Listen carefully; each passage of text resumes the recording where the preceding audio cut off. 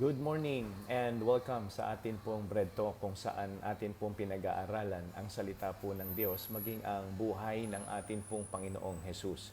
Well, para po sa mensahe na ipinikalab sa atin ng Panginoon ngayong pong umaga, ito po ay nasa Jeremiah chapter 3 and verse number 18. Ito po ang sabi ng mga talata, "In those days the house of Judah shall walk with the house of Israel, and they shall come together out of the land of the north to the land that I have given for an inheritance unto your fathers." Well, the title of our topic for this morning is The Blessing of Restoration. Well, nilingan ko po yung mga digital ushers and usherette natin to please help me to post our title and even the passage na ating pong binabasa in Jeremiah chapter 3 and verse number 18. Actually, nandito po ako sa coffee shop ng isang hotel para po doon sa ating morning devotion. Dahil doon po sa room namin, mahirap makakonect. Sa church, wala pong internet. So, kaya humanap po ako ng possible na signal na makakagamit po tayo ng ating pong OBS. Kaya again, please bear with me kung ano man po yung maging disturbances sa ating pong ginagawang devotion kasi nandito po ako sa restaurant nila. Possible na may pumasok, may kumain, may magsalita.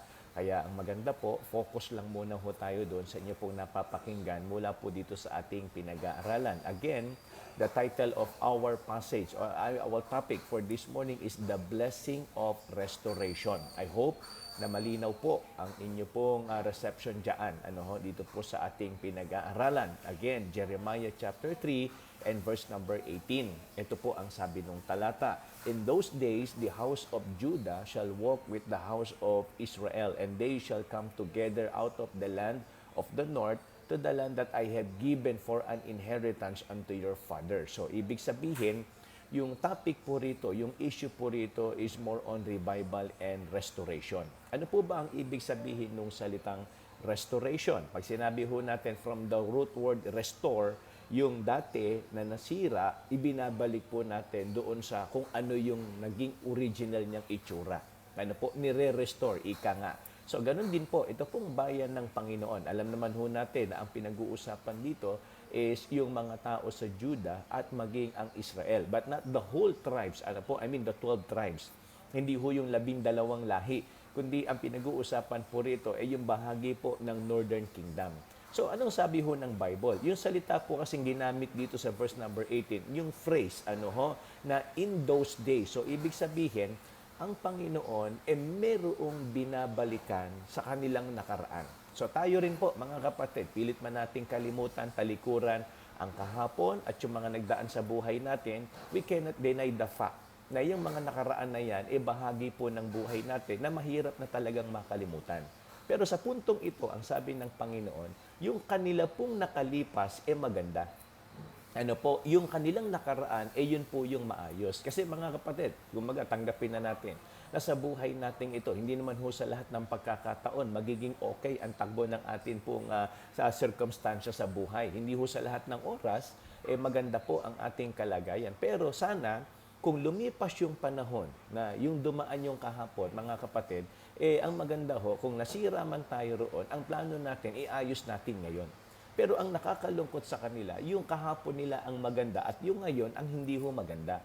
So, naintindihan yung ibig ko pong sabihin. Yung nakaraan nila ang maganda at yung ngayong kalagayan nila ang hindi po maayos sa harapan ng Panginoon. Kaya nga, yun ang nakakalungkot. Kumbaga, mas matatanggapan natin na yung ating mga nakaraan hindi tama, yung ating kahapon hindi po maayos, kaysa naman sa ngayon, lumalakad pa rin tayo sa mali at sirang buhay. So, kumbaga, ito yung chance natin na maiayos at maitama yung atin pong maling nakaraan. Kaya nga mga kapatid, ang sabi ho ng Bible, in those days, noong mga panahon na yun, lumalakad kayo ng tama sa akin. Noong mga panahon na yun, sumusunod kayo sa akin. Pero bakit ngayon, parang lumalayo ang puso ninyo at hindi nyo sinusunod yung kalooban ko? Yan ho ang sabi ho ng talata. Yan po ang sabi ng Panginoon sa kanila. So mga kapatid, ito po ay magandang paalala sa ating lahat. So balikan lang ho natin. Ito po ay nasa verse number 18. Ito ho yung context. Verses 16 to 17. Pakinggan po ninyo. Sabi po rito, "And it shall come to pass when ye be multiplied and increased in the land, in those days, saith the Lord, they shall say no more, the ark of the covenant of the Lord, neither shall it come to mind, neither shall they remember it, neither shall they visit it, neither shall be done anymore. In verse number 17, and at that time, no, tingnan nyo ha, laging may binabalikan, in those days and at that time, sabi ho ng Bible, they shall call Jerusalem the throne of the Lord. Ito po sila noon. Nung hindi pa sila lumalayo, nung hindi pa sila nagiging mali sa kanilang buhay, ang sabi ng Panginoon doon sa kanyang statement, sila dating kaharian, trono at nasasakop ng Panginoon. Pero bakit ngayon parang nag-iba? Tandaan niyo mga kapatid, yung mga bagay na nagiging maganda at maayos sa buhay natin, huwag maging dahilan yan para tayo po ay malayo sa tamang buhay natin sa harapan ng Panginoon. Kasi naniniwala po ako, kapag blessing ng Panginoon, hindi sumisira. Kapag blessing yan ng Panginoon, hindi nagwawasak ng buhay.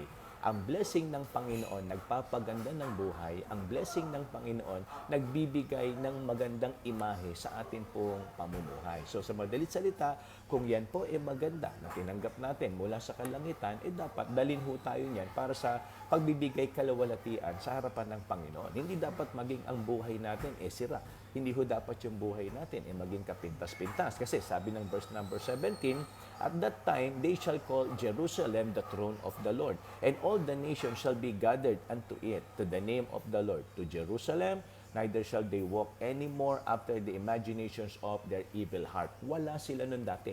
Matuwid sila, maganda ang kanilang lakad. Kaya nga ito ho yung idea itong ating pinag-aaralan, yung salitang restoration. Dati ang ayos-ayos nyo, dati ang sipag-sipag ninyo, dati kasama kayo sa mga nagsiserve, dati involved kayo sa kantahan, dati involved kayo sa mga tumutugtog, dati involved kayo sa soul winning, dati kasali kayo sa mga nagbibigay ng sa sakripisyo, dati isa kayo sa mga uma-attend, dati isa kayo sa mga active.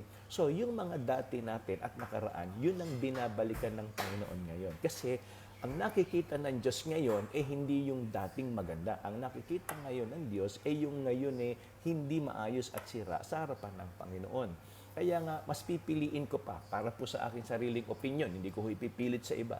Mas pipiliin ko ng sira ako kahapon kaysa naman sira ako ngayon sa Panginoon. Kasi yung kahapon, maitutuwid ko pa ngayon. Pero kahit maganda ko kahapon, kung ako naman sira ngayon, nababaliwala yung kahapon. Kasi nga, ang susulitin ng Panginoon kung ano tayo ngayon sa Kanyang harapan. Kaya nga mga kapatid, ito ay magandang paalala sa atin pong lahat na sana'y talagang tignan mo nating maigi. Kamusta po yung ating nagiging lakad? Kagaya ba yan ng kahapon natin na nung tayo nagsimula sa Panginoon, mainit pa rin? Kasi nga, kung atin pong itutuloy yung nakaraan na maganda at gagawin pa rin natin ngayon, tingin ko po yung nakaraan hindi masasayang. Kasi itinutuloy po natin. Pero kahit gaano tayo kainit noon, kahit gaano tayo kaganda sa harapan ng Panginoon, kahit gaano kaayos yung ating ginagawa, kahit tayo pa'y pinapalakpakan ng mga tao noon, hinahangaan, gustong tularan, pero kung ngayon naman, ang ating buhay parang malayo na doon sa kahapon na maganda, mga kapatid, mababaliwala yung mga pinaghirapan natin noon.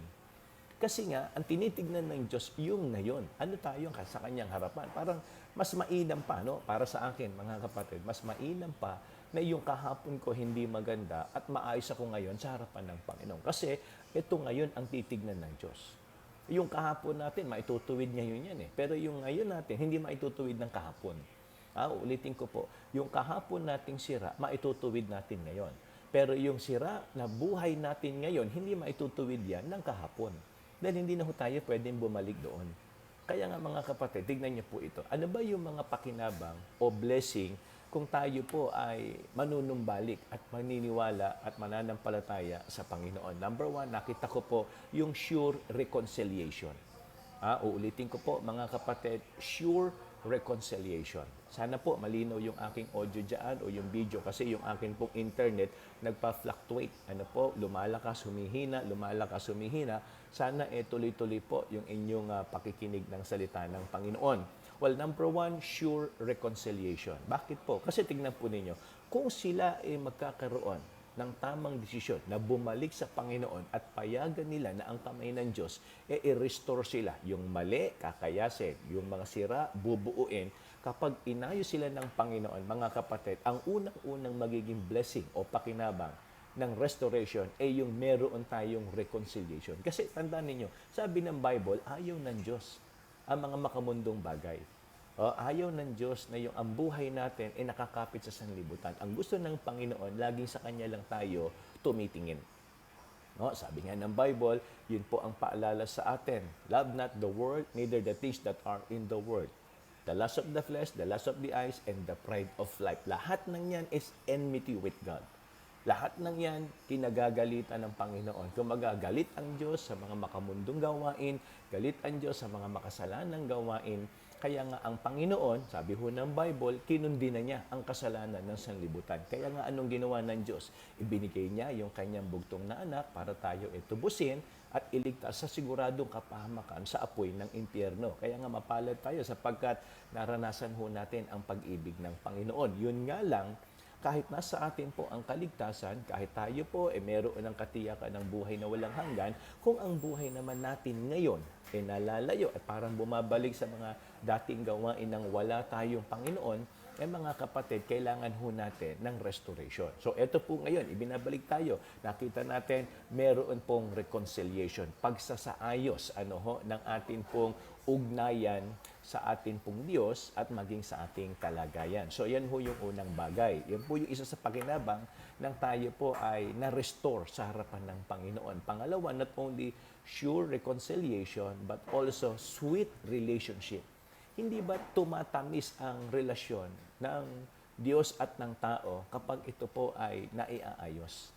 Parang sa pamilya rin, sa relasyon ng mag-asawa, ng magulang at anak, kapag tayo po maayos sa isa't isa, sa ating pamilya, sa ating mga kasambahay o kasama sa buhay, mga kapatid, nandun ho yung matamis na ugnayan.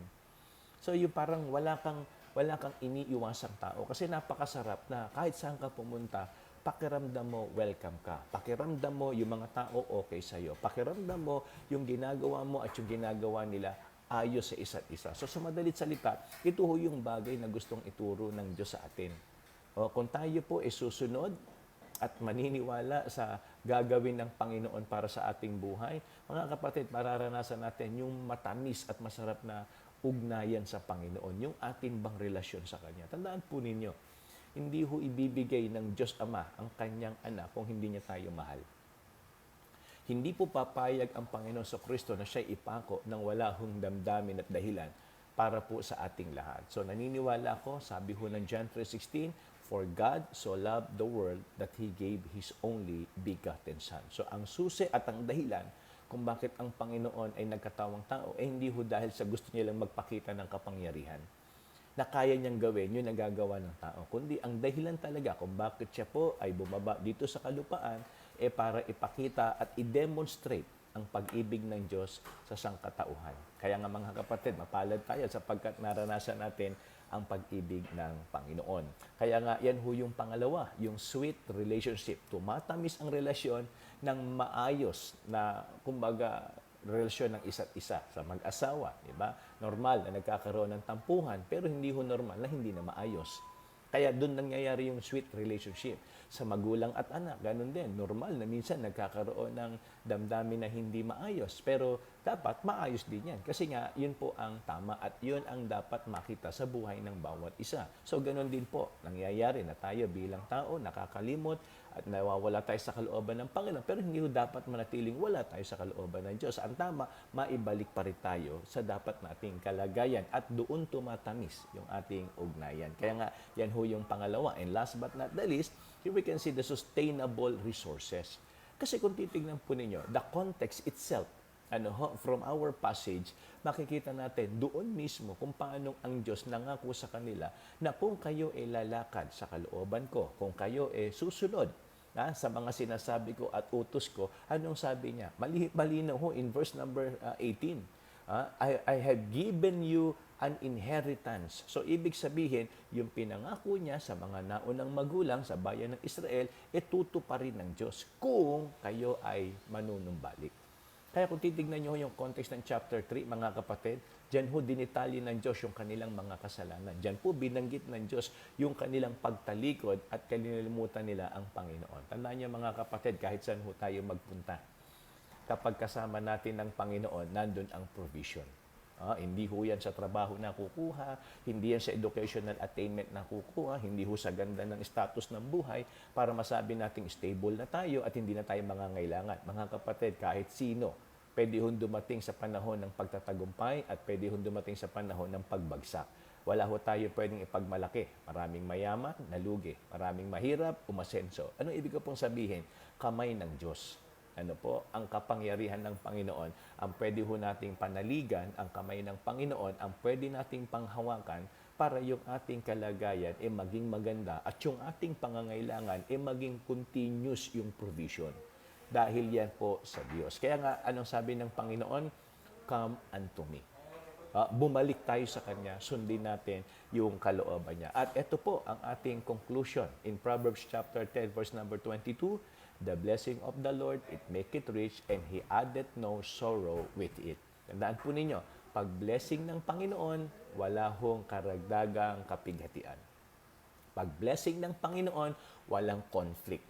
Kapag blessing ng Panginoon, walang pag-aaway. Pag blessing ng Panginoon, dapat na-enjoy at nakikita yung kaluwalhatian ng Panginoon. Kaya nga sana mga kapatid, sa umagang ito, tunay po na tayo ay nabusog at napagpala ng salita po ng Panginoon. Samantala, ito po ang ating trivia. So, ano po tayo? Fill in the blanks. In verse number 18, in those days, the house of Judah shall walk with the house of Israel, and they shall come together out of the land of the north to the land that I have given for an blank unto your fathers. Ayan, ulitin ko po. In those days, the house of Judah shall walk with the house of Israel, and they shall come together out of the land of the north to the land that I have given for an blank unto your fathers. Ayan. So, yan po ang ating trivia for this morning. At bago ko po banggitin, yung mga sumagot ng tama sa last bread talk po natin, nung nakaraang Friday, kasi po nung Sabado, hindi ho tayo nakapag-trivia dahil gawa ng ako po nandoon po sa biyahe na. Hindi na po kinaya ng aming pagbiyahe yung atin pong pag-aaral.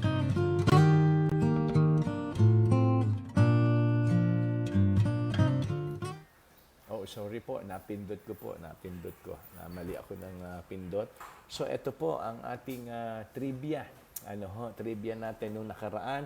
Ang Panginoon ay fountain of The Lord ay fountain of dalawa ang sagot. Living water. Ayan. Ito po ang mga sumagot ng tama last Friday, if I'm not mistaken. Ang unang sumagot po ng tama ay si Ninang Kiten. Nang Kiten, kayo po ang number 1 last Friday sa atin pong bread talk. And then ang number 2 natin, Sister Weng. And then ang number 3, si Mami. Ayan, si Sister Len. Congratulations po sa inyo. At maraming salamat sapagkat patuloy po ninyong sinusuportahan yung ating every morning devotion. At ang pang-apat na sumagot ng tama, si Ninang Ana. Pang-5, si Sister Glidel. Nakakatuwa naman. And then ang pang-6, si Ninang Alice. Ang pang-7 natin, si Ate Milet de Lara. And then, ang pang-8, si Picho Rodel.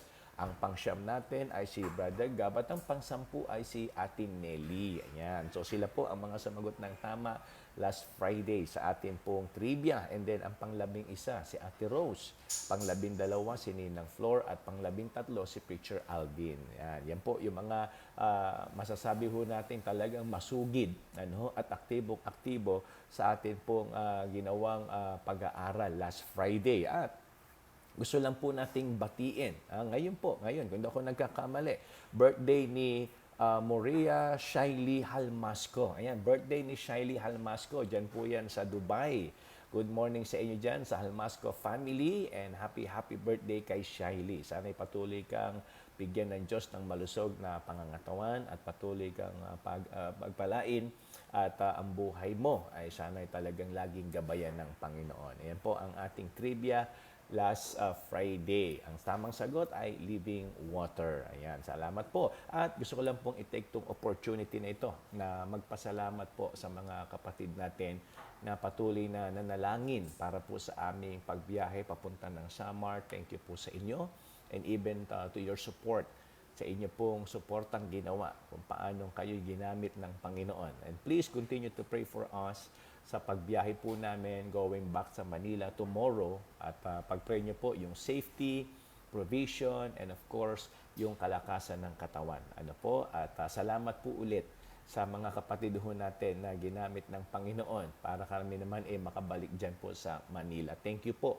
sa inyong sakripisyo. Thank you po sa inyong pag-ibig sa gawain. Mga kapatid, para lang po sa kaalaman ninyo, matagumpay po ang naging celebration and appointment ni Pastor Chris Baculpo dito po sa Samar. Kaya nga purihin ng Panginoon. Tandaan po ninyo, gaya ng sinabi ko, ano man ang resulta nitong lakad na ito, bahagi po kayo, kayong mga nagsakripisyo at nanalangin para po sa ministerial trip na ito. Ano po? Para sa lakad sa ministry. Kaya again, salamat po sa lahat ng mga kapatiran. Nawa patuloy tayong pagpalain, patuloy po tayong gamitin, patuloy po tayong biyayaan ng Diyos ng marami pang pagpapala para po sa ating mga buhay. Ano ho? Mga kapatid, tuloy-tuloy lang ho tayong sumuporta sa gawain ng Panginoon. Again, thank you so much sa lahat po ng mga nakasama natin this morning. Maraming po salamat. Ingat po tayo palagi and good morning to everyone.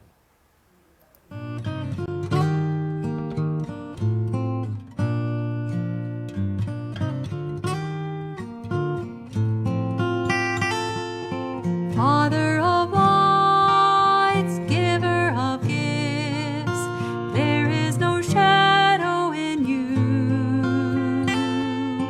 Author of life, fountain of grace, each morning your mercies are new. And you never change, and you never lie. Age to age you are the same.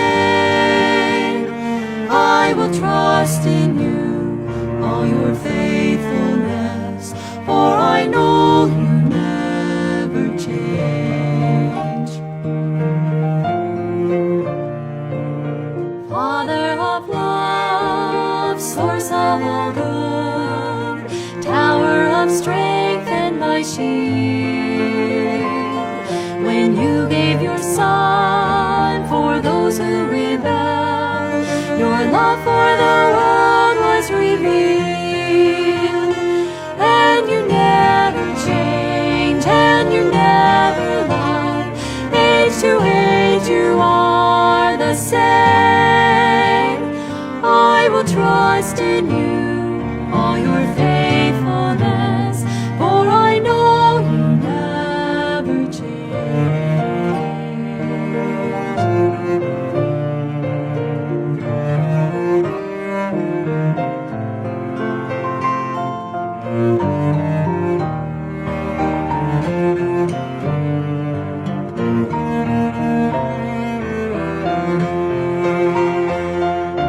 Father of peace, help all the weak, though mountains fall into the sea. Though tempest may rage, the sun hide its face, your favor will rest upon me. And you never change, and you never lie. Age to age you are the same. I will trust in you, all your faithfulness, for I know you never change. And you never change, and you never lie. Age to age you are the same. I will trust in you, all your faithfulness, for I know you never change. For I know you never change.